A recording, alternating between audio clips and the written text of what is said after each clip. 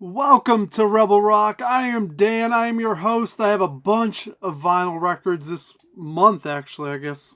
It's been a while since I've done one of these. So I've been building them up. I found some at the thrift store, found some at my local media shop, ordered a few offline, got a few from buddies.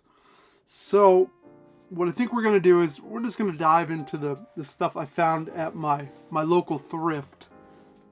These are all $2 a piece. I have some luck sometimes. Sometimes it'll be dry for a couple months, but of late it's been alright. First thing we found was the Best of the Animals. Am I the biggest Animals fan? No, I'm not. But there's a handful of songs, and anytime you can find a collection and call it good, like, I'm happy with that. Eric Burdon, good singer. Alright, I'll leave it at that. A guilty pleasure, Donny Osmond. I love bubblegum pop music. This is one I didn't have, and I'm assuming this is his disco era. Let me see if I can find a date here. I'm not seeing, 1976, so it puts it in the right place. That cover alone. Osmonds are so cheesy, but damn. I haven't listened to this yet. I know it's probably not going to be great. I did listen to this, Taco. Everyone knows the big single from 1982, Putting on the Ritz, which, yeah, it's a fun 80s kind of weird one-hit wonder type of song. Rest of the record, not great, but for that one song alone, alright. Triumph, Allied Forces, spun this. Triumph brings the heat. It's Triumph. Yeah, it's classic. Dr. Hook. Whatever. I don't hate it. I don't love it. It's one of those artists that, I don't know. It's just not the band, you know? But it sounds like it wants to kind of be the band. Nazareth. Hair of the Dog. One of the earliest cassette tapes I ever owned when I was a kid. My mom bought it at the gas station for $5. So it was in my rotation. Awesome album. Didn't have it on vinyl. Glad to have it now. Rainbow, Straight Between the Eyes. Solid Rainbow record. I'd prefer earlier stuff, but, take what you can get. Motels, 1985. Pop music. Great album art. Bananarama. For years I had no clue that they were from England. No idea. This obviously has the big hit Venus, which is a cover, but, Bananarama did a fun version of it too. Found some Randy Newman. I mean, you know the hits, right? You know I Love LA, Short People. But one hell of a songwriter, and the albums as a whole are pretty solid. He's actually found two of them. So I think we got it covered as far as Randy Newman catalog stuff. I think those are probably the two albums you want to have. I was pumped to find this. I didn't have this Prince Paisley Park album. Good album. Is it great? I don't know. Probably not. Probably not his best work. But for $2, happy to add it to the collection. Found these at the local media shop for $1 a piece. We got this Stiffs Live. This is like the Stiff Records live concert they did. Had Ian During, the Blockheads, Nick Lowe, Costello, Reckless Eric. So you had all the heavy hitters on the label for $1. Yeah, I'm going to buy that up. $1, a beat up copy of Desolation Boulevard by Sweet. For years I was always like, if you're in the mood for some glam music, it was always T-Rex for me. and then it would go Slade, and Sweet almost wasn't even on the radar until a couple years ago. I guess during COVID, I fell in love with Sweet. And now when I listen to this record, I'm like, all right, this makes sense. By far, their strongest record, in my opinion. Chocked full of hits. Ballroom Blitz, The 16s, AC/DC, Sweet FA, Fox on the Run, Set Me Free, Solid Gold Brass. I mean, as good as it gets. These guys were so good. Record's a little beat up, but for $1, we're all good. Another dollar record, Richard and Linda Thompson's Sunny Vista. I don't know this album at all. I haven't had a chance to give it a spin, but we do like Richard Thompson. Last one I found was this Nashville soundtrack. $1. We're snagging it up. I know the movie, but I have not listened to this soundtrack in its whole. I'm sure it's going to be good. Great cover art there. $1. Hold on.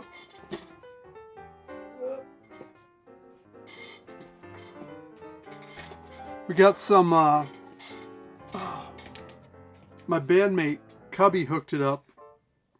If you've seen the last couple episodes, he always hooks it up. If he finds a band that he really likes that's obscure, he'll buy 2 copies of it to give one away.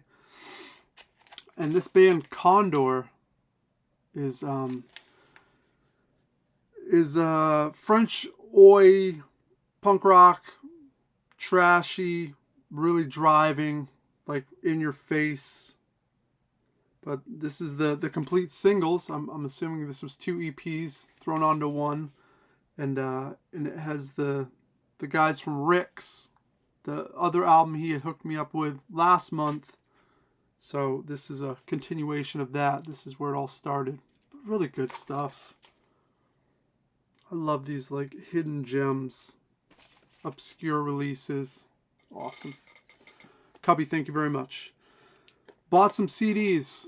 Got this one off of eBay. I've been trying to find this forever at a decent price. Finally was able to get a copy. All the Young Droogs. This is all like the 70s obscure junk shop glam stuff, which I adore so much. And you have everyone from Milk and Cookies to some of the bigger names. Iron Virgin, Hector, Iggy and the Stooges is on here as well. But great compilation on 3 discs. Has a really nice booklet in there. Awesome stuff.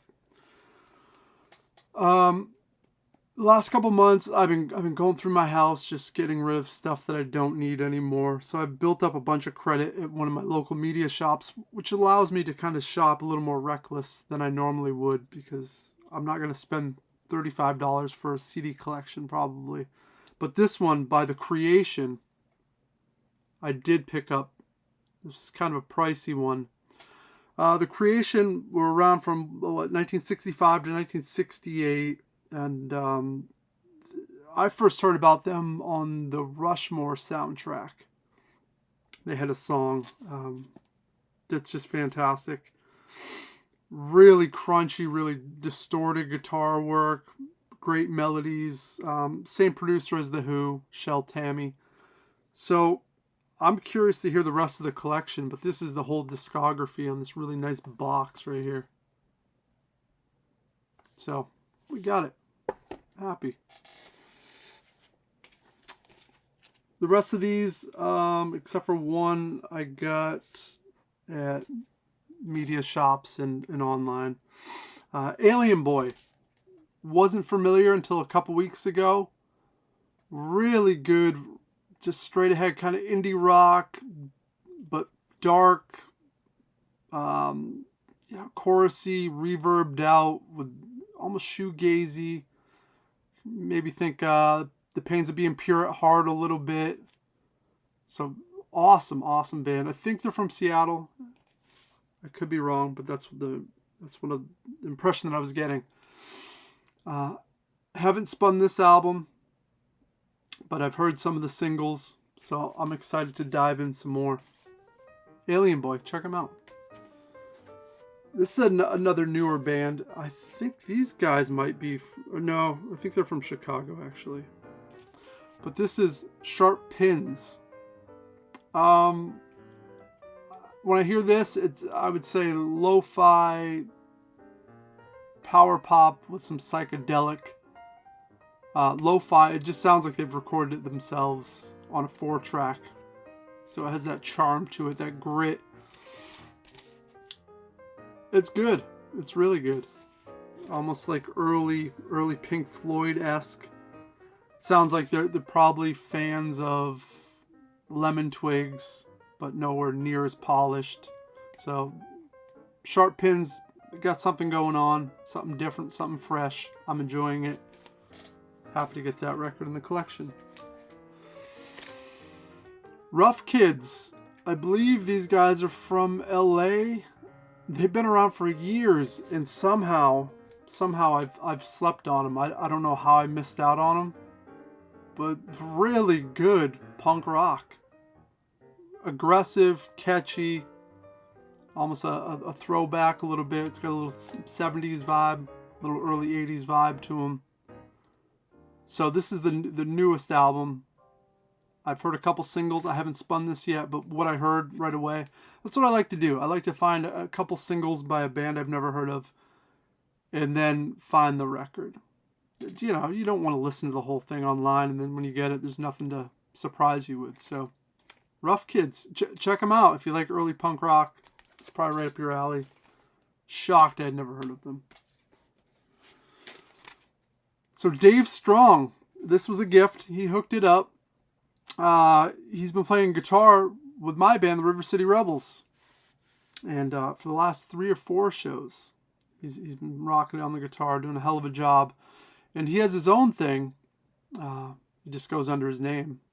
And it's, I would say, Ramones-esque. Real like straight ahead, melodic. He's got a unique voice that's all his own, which is a plus nowadays. But I'm excited. I've heard singles from this before Dave was playing with my band. I was familiar with his stuff, and I was always like, Dave does a really good job. There's something unique going on there that's fun. He's got a good sense of melody, and he's got a good ear.